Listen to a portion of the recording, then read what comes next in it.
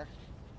We are here on Columbia Street and Hamilton Avenue in Brooklyn, where behind us is a U-Haul truck stopped successfully by the NYPD, ending a violent rampage through Brooklyn that left at least 8 people injured. Those victims are now in area hospitals. Our best wishes are joined by those of the entire city for their speedy recovery.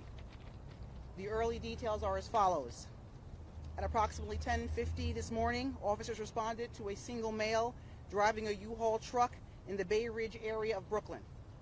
The vehicle struck a number of people, ultimately being stopped here near the entrance to the Battery Tunnel into Manhattan by our Highway Patrol units. We are still constructing the events. This information is preliminary and subject to change as we continue to learn more. Right now, reportedly, we have 8 people struck.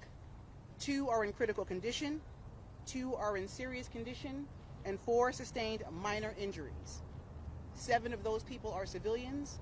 1 of them is a police officer who is taking police action during this incident. We have 7 different locations to process, including the one behind us. At this time, we have no indication that there is any terrorism involvement in this incident.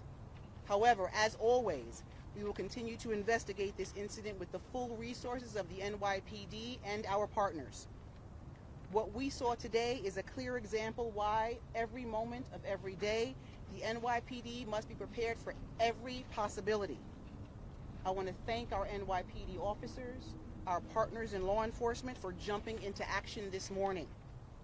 If anyone has any information that may aid in this investigation, we encourage you to contact us at 1-800-577-TIPS. You may do so anonymously.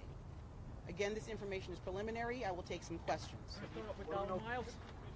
Don't pull out.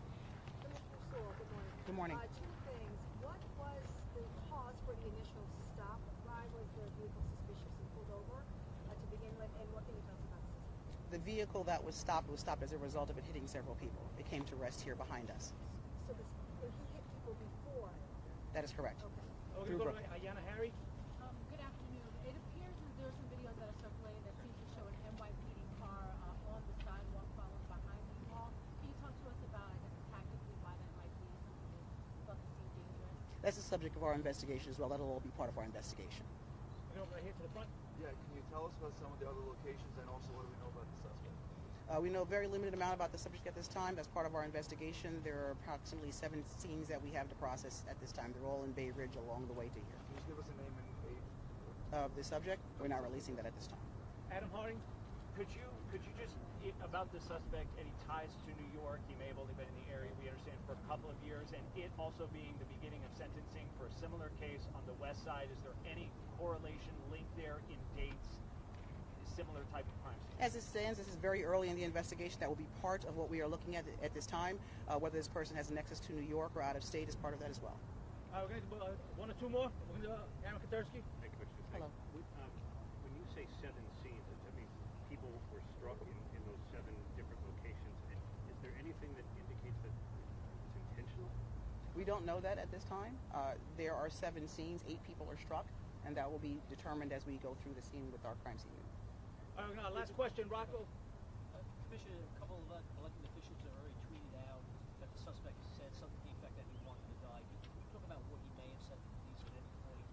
Again, it's very early for us to be able to say that, Rocco. That'll be released when we have that information.